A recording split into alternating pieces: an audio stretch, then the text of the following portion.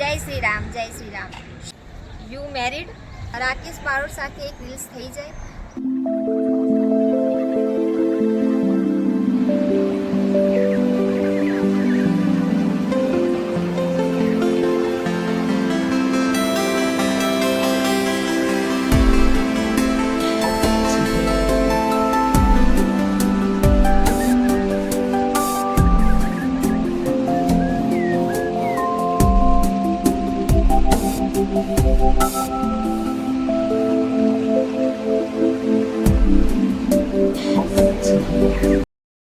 જય માતાજી મિત્રો, તો હું છું Janvi Barot and welcome back to my channel.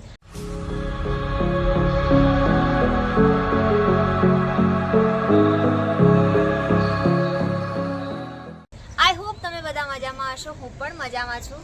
તો આજનો વિડીયો છે તમારા પ્રશ્નો અને મારા જવાબ. મેં સ્ટોરી મૂકી હતી એ પ્રમાણે તમે બધાએ મને ઘણા બધા પ્રશ્નો પૂછ્યા છે અને એમાંથી ઘણા બધા છે ને એક જેવા પ્રશ્ન છે.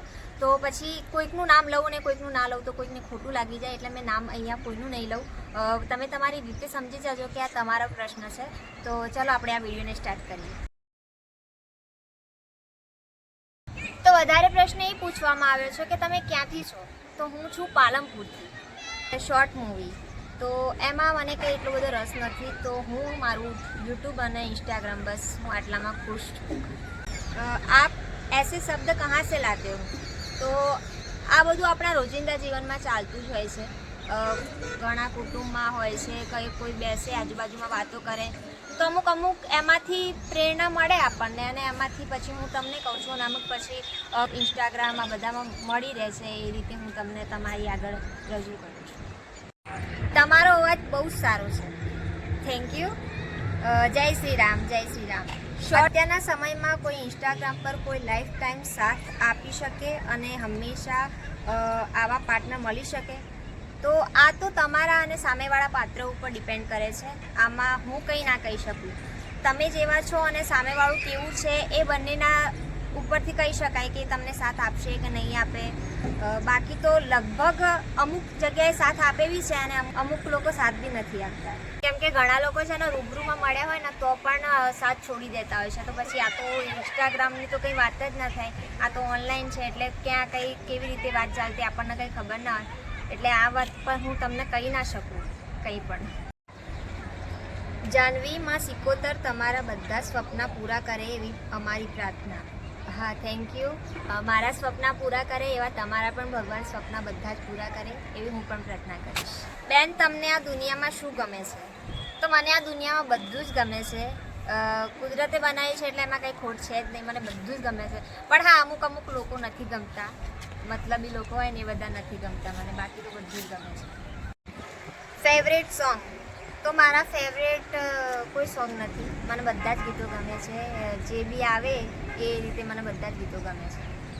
ફેવરેટ કોઈ નથી. શાયરી બોલવાનું કોઈ ખાસ રીઝન યા કોઈ અનુભવ કે કોઈ ખાસ એવું કંઈ રીઝન? તો આ પ્રશ્નનો જવાબ છે ને તમે જલ્દીથી મારા 200 રૂપિયા કરાવી દો તો હું તમને આખી સ્ટોરી કહીશ. આની પાછળ બહુ જ લાંબી સ્ટોરી છે તો આનું હું અલગથી વિડીયો બનાવીશ. પણ મારા પહેલાં 200 રૂપિયા કરાવી દો. આ પણ બહુ બધા લોકોએ કહ્યું છે કે તમે રીલ્સ બહુ જ મસ્ત બનાવો છો. તો થેન્ક યુ. અને તમે બધાએ સપોર્ટ કર્યો છે એટલે હું આટલા સુધી પહોંચી છું.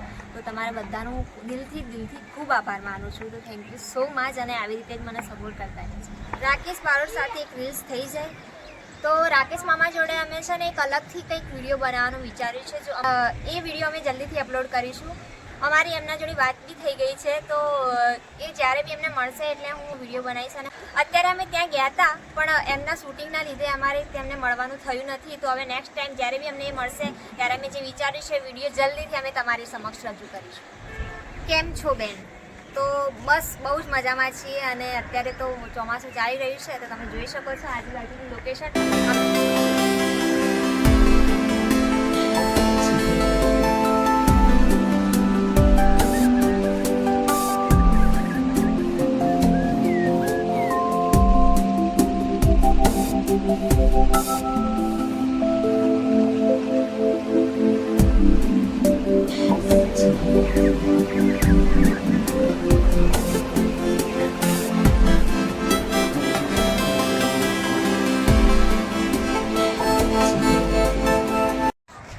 તમારી લાઈફની કોઈ એવી મુમેન્ટ કાઢો જેનાથી તમે ખૂબ જ ખુશ થયા હો.